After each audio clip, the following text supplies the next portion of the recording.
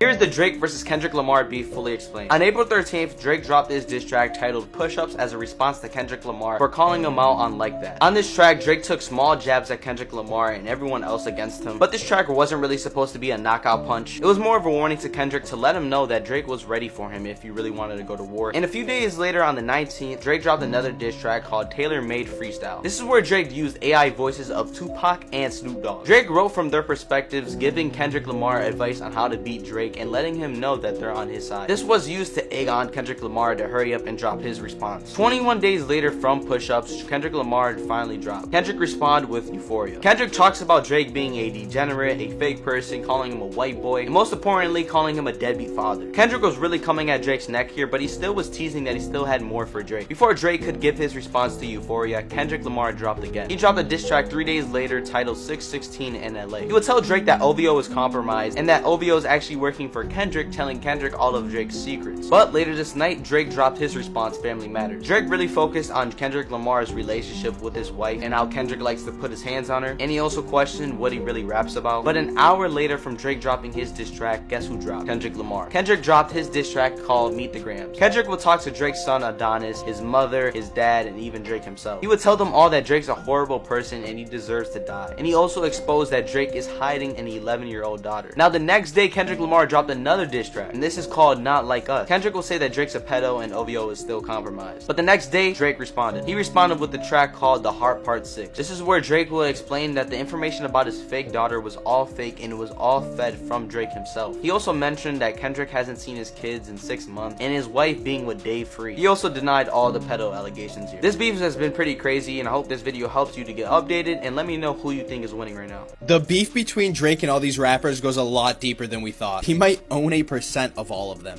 This is crazy. Let's dive into it. So first we have to understand who works for each label. Rick Ross works for MMG, which is under Gamma.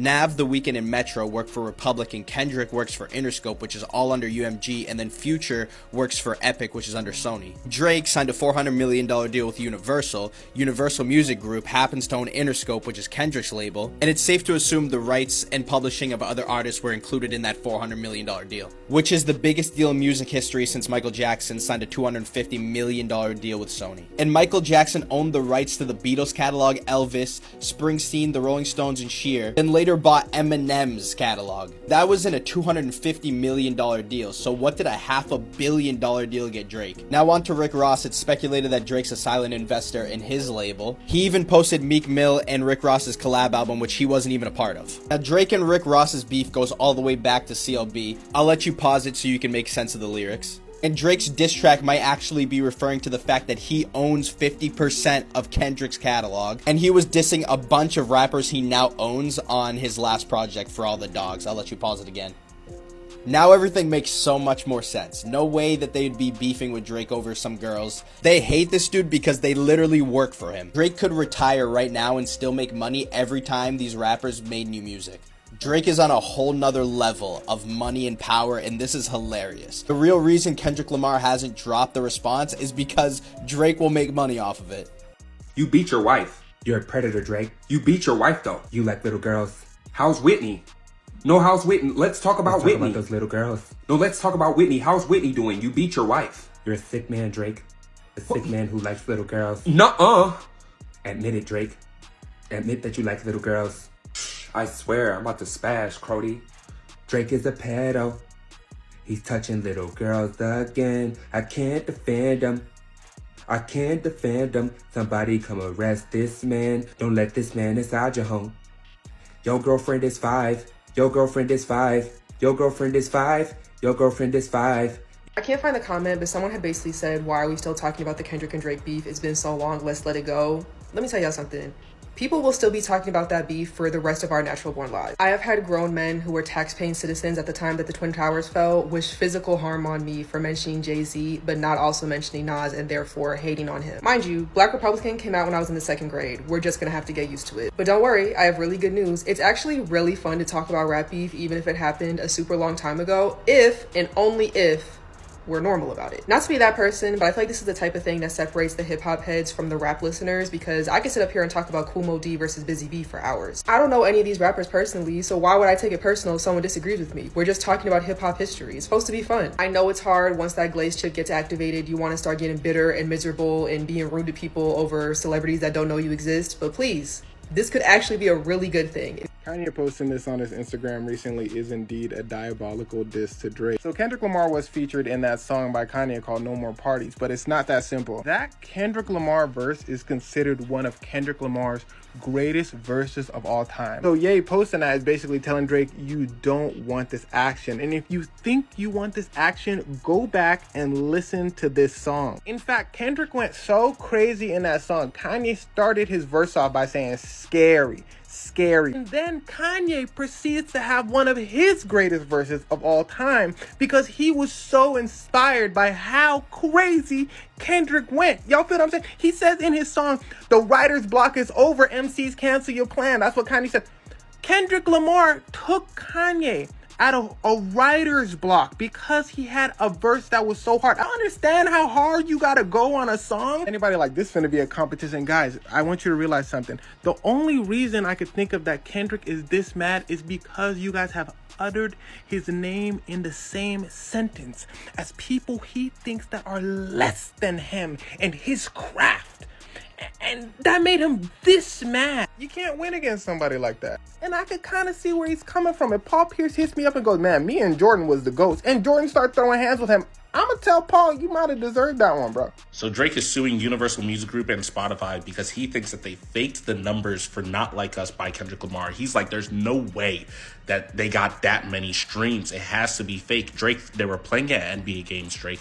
Drake, they were playing it at MLB games, Drake. Drake, they were playing it in the club. They were playing it at family reunions. They were playing it at children's birthdays. You had 10-year-olds singing A minor. Drake, that many people listen to the song, Drake. Drake, this level of stress is not good for your health, Drake. It's bad for your hair. Kendrick said, what is it, the braids? Traction alopecia.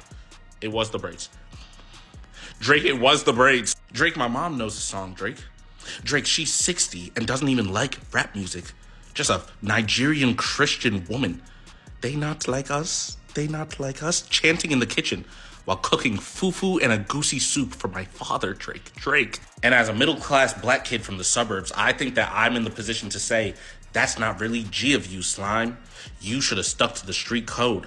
I wouldn't have let that slide. I would have just went up to Kendrick Lamar and said, no. That's what I would have said. Would have wagged my finger and everything. But it's lame as hell suing over rap beef. You called the law? Oh, Drake! Something I didn't expect or even really put much thought into about the Kendrick and Drake beef was how much more conversations would be had about the weird behavior of men outside of just Drake, right? In the last 2 days, I've been to 3 or 4 different party type events, and Not Like Us played at all of them. Which, if you're talking to some guys after it's played, it's happened very frequently that we talk like, what do you think about the Kendrick and Drake beef? Or especially if a Drake song plays at some point during the night, we'll start talking about, well, what do you guys think about that beef? And I'll give a little bit of input, but mostly I'm listening because I don't want to sway their opinions with my words until I know what they think. So I listen to hear what they have to say, people outside of my own circle, right? And every conversation has been pretty much the same. I mean, Drake made good music, but I'm not really with that grooming shit. Yeah, some of these women be like hella young, and I'm like, bro, you damn near 40. What is you doing? Yeah, like it's hard to listen to some of his music now. Like I'd be going back to some of his other songs, and I'd be like, bro, what did you mean by that? And I'm listening to these conversations, and I was genuinely surprised. And I shouldn't be, because these are normal responses to finding out that somebody's being creepy. This is normal responses. But just hearing it, I was just like, wow, y'all are really like talking some good shit. I've never seen in person so many guys denouncing, other men's predatory behavior in such a short span of time. I never seen so many guys even talk about other men's predatory behavior or just predatory behavior in general. I never see that like in my day to day. So I was just very shocked to hear. I was just like, wow, this is like, damn, this is cool. And I genuinely think it's cool that we've reached a stage where guys are having these conversations and, you know, talking about how problematic they are and what can be done about them and stuff like that. I just think that's really cool, and I was an unexpected result of Kendrick Lamar and Drake's beef. And even though this was really a small thing, it feels like it was kind of a big deal. And so I figured I would share that with you guys because I thought it was really cool. That's it. I will see you in the next video. This guy might have just solved the Drake and Kendrick beef. Let me explain. First, he says Kendrick Lamar's verse got added the night before to Like That, and Metro never even sent the song to Kendrick. Rodney O, whose song Everlasting Bass was sampled on the song Like That, was never given the version that had Kendrick, forcing Drake to drop the song Push Ups online and not on streaming services, which is the old school way. Next, a whole bunch of AI Drake tracks appear online to muddy the waters, and force Drake to remove songs and upload to DSP, where Universal has control. We never got even one AI Kendrick song. Weird. Drake then drops Tailor-Made Freestyle, where he brings the beef back online and mocks Universal for all the AI Drake tracks, saying Kendrick works for Taylor Swift and isn't allowed to drop without her permission, where Universal's only chance to save face was to contact Tupac's estate and get the song removed, to bring the beef back to streaming platforms. Since Kendrick signed to Universal and everything's back on streaming platforms, they gave Kendrick early access to Drake's song Family Matters. Attempting to 8 Mile himself, Kendrick drops 616 before Drake can drop Family Matters. Since it was rushed and not mixed well, 616 gets deleted after the fact. But Universal tried to stop the release of Family Matters, but since Drake has control of when he uploads, he put it on YouTube going around Universal. After Drake dropped Family Matters, Universal hit the panic button, giving Kendrick all this false information that Drake fed through different sources on Meet the Grams, attempting the Pusha T way, but it didn't get the reception they wanted. That's when Universal drops Not Like Us, and within 24 hours, Drake responds with The Heart Part 6, addressing Kendrick's allegations. In that track, he's definitely calling out Kendrick, but he's really calling out Universal, saying he knows exactly what they're doing. But this whole time, Kendrick avoided everything Drake said about him and didn't address one allegation. So Universal decides to end the beef, saying it got way bigger than just rap. So Kendrick scraps his last diss track and says good battle. Drake was still not finished, and when preparing to drop another diss exposing Universal, his house magically gets shot up. I'm not saying this is all true, but when you remove the bias and look at just facts, it starts to make sense. Drop and give me 50, all you fuck niggas teaming up. What? Teaming up, but all of y'all falling like some dominoes. Bros turning hoes, dog, like I ain't got enough of those. I can't wait to see how far you niggas get to reaching now. This the closest thing you niggas getting to a feature now. Backpedal gang, cause a few of y'all been reaching out. Y'all drew the line, what the fuck we gotta speak about? Get your fucking head tapped, you niggas get to peeking out. You had a song for 4 years, drop that shit or shut your mouth. Shut your mouth, nigga. It's me twice in my big 3, I had to leave you out. Fucking dumbass, nigga.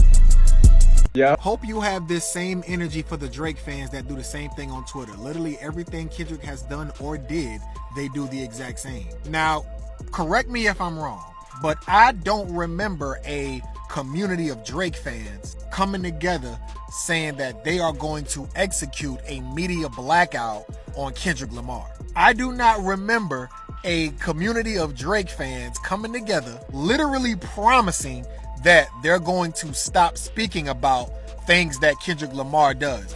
I don't remember that. As a matter of fact, a lot of the Drake fans I come across, they be K-Dot fans. Like, they don't hate Kendrick Lamar. They just riding for their favorite artist, which is Drake. It's the Kendrick Lamar fans that claim they hate Drake. He's this disgusting human being. He needs to go away. He's not culture. But everything the man does, y'all talk about it. It's gonna be really hard for y'all to kick somebody out of the culture when the culture has to discuss everything he does. So when it comes to the Drake fans, there's no energy for me to keep. Cause we not out here saying, yo, media blackout on K-Dot. We not talking about K-Dot. I don't remember that. If anyone needed further proof that Kendrick is winning this thing, you should have stepped foot in a high school today. I, up until today, taught at a very Drake-centric high school. Rich Baby Daddy is the most frequently requested song to put on my class playlist. If I ask students what they're listening to in their headphones, Drake. The week after the leak was a nightmare. But today I walk in and I can feel that there has been a tectonic shift. The second I walked into the building, I could hear the buzz. I could kind of overhear the conversations and I was like, oh my God. This is a Kendrick school now. I polled my classes on what they thought and they were ready to throw down for Kendrick. I had like one Drake defender in each class, if that. And honestly, I feel bad for those kids because they were getting screamed at. I had a kid walk into class, phone over his head, blasting BBL Drizzy. And then he went up to his friends and got them to freestyle on it. Like, excuse me? This was a Drake high school. I have students who hate reading who are doing the most meticulous, close reading of these lyrics that I have ever seen. They're finding subtle quadruple entendres and like explaining them eloquently to their peers. This is a cultural moment and a true educational experience for everyone.